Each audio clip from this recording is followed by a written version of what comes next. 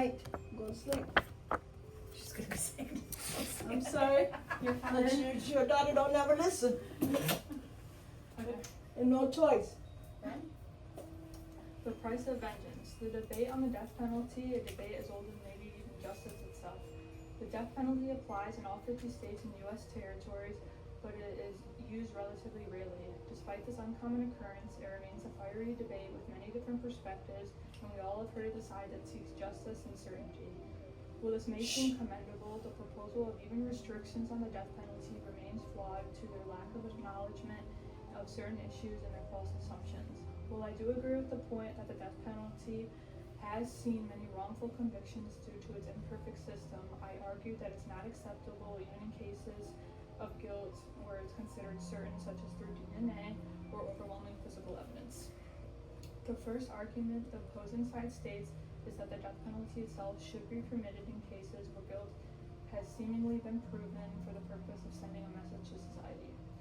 This is a risky statement, as even evidence that has apparently been established with 100% certainty has been re-reviewed in cases and proven not so.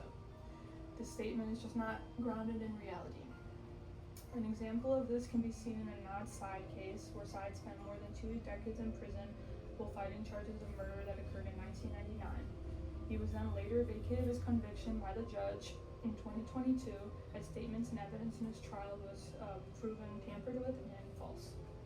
And remember, this was evidence that was seen to be proven 100% back when he was originally convicted. Now just imagine if the death penalty was mixed into this.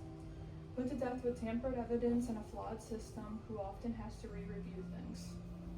There is no such thing as 100% certainty in our justice system.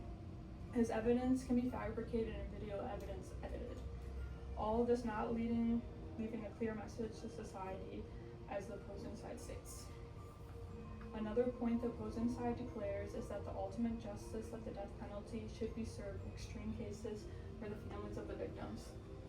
While there are families of the victims of violent crime who would like to see an eye for an eye outcome, there are also families who have not liked this outcome and felt it was an injustice to their loved ones. We can see 2 examples of this, one being some of the families of the Idaho murders, in which 4 college students were murdered in their off-campus residence.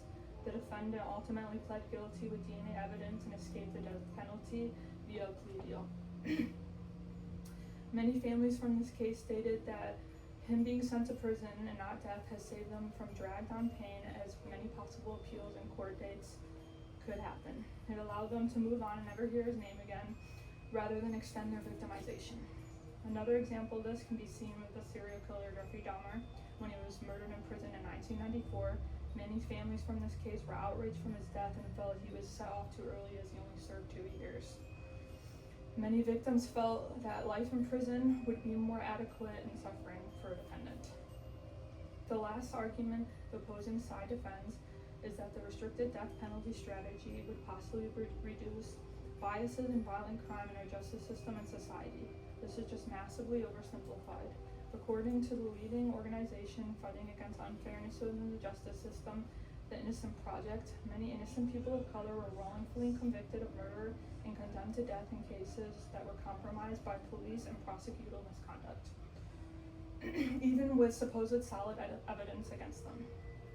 And as for the thought on reduced violent crime with our restricted death penalty use, the FBI's crime data on their website simply does not support this widely out there statement.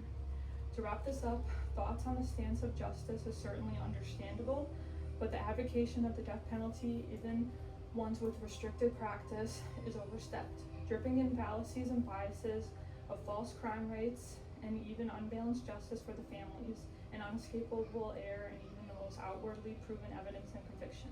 The stance on this issue I provided with you all is rooted in the acknowledgement of the complexities within our justice system, rather than the undermining of its supposed effectiveness according to the opposing side. So, with this being said, true justice relies on the commitment of us as people in our society to build a society among us that we so wish. Thank you.